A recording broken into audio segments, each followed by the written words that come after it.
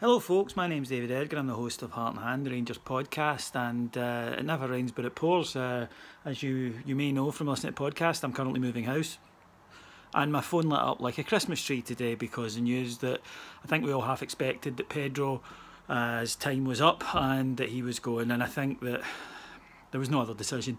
It couldn't go on. Too many fans had turned. Yes, he still had these defenders, and quite rightly so, because loyalty's a good trait to have, but I think we've been guilty of it a little bit too much in the past, and I think we were here. I just didn't see a way back. The results weren't going to get better under Pedro, it's as simple as that. The news that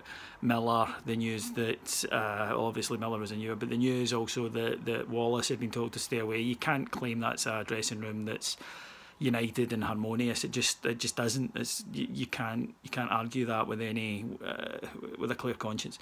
And from there, the results were petering out, and the kind of thing that happened last night does not happen to a team who are not a comedy unit at that point. It's the kind of thing that only happens to managers that get fired. It doesn't happen to teams that go and win championships. It was just, if you like, the almost perfect denouement to what's been a really disastrous decision by the board.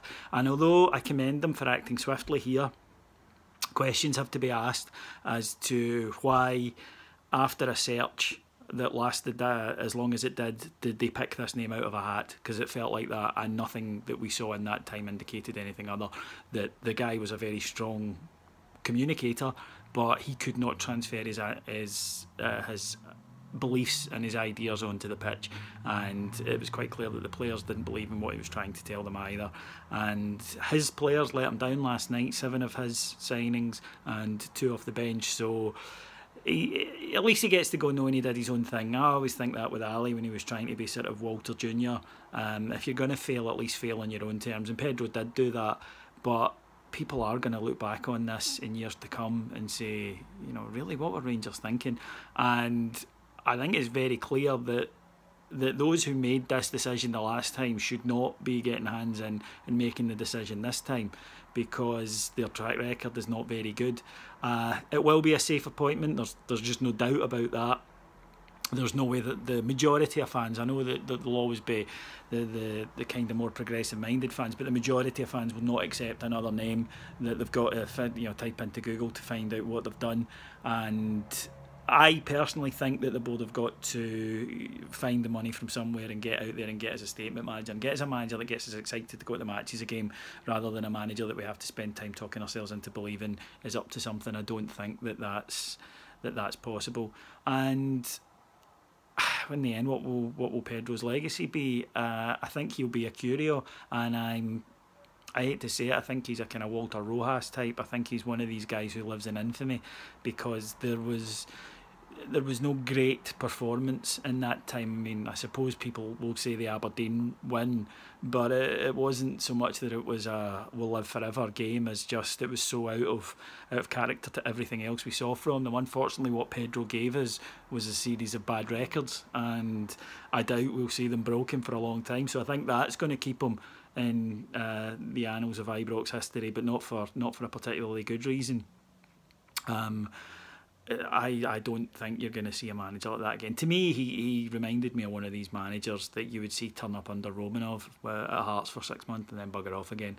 And as much as I wanted to believe it and deluded myself that, and grabbed every green shoot recovery to say yes, this is it, in the end he didn't have it, and I don't believe he does have it. I think it's as simple as that. I don't think Pedro's going to go somewhere and be an outstanding success. I think, like Warburton, actually, I think he's a great communicator with great ideas about how the game should be played that can't communicate them to players.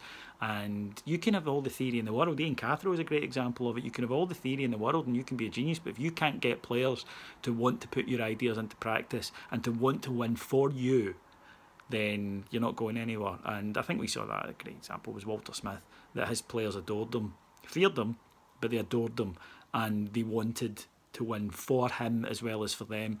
I remember years and years ago Eamon Bannon saying that he felt Dundee United used to lose cup finals to Rangers or cup semi-finals because when we looked across at our manager, we wanted to win. When they looked across at Jim McLean, they were like, ugh.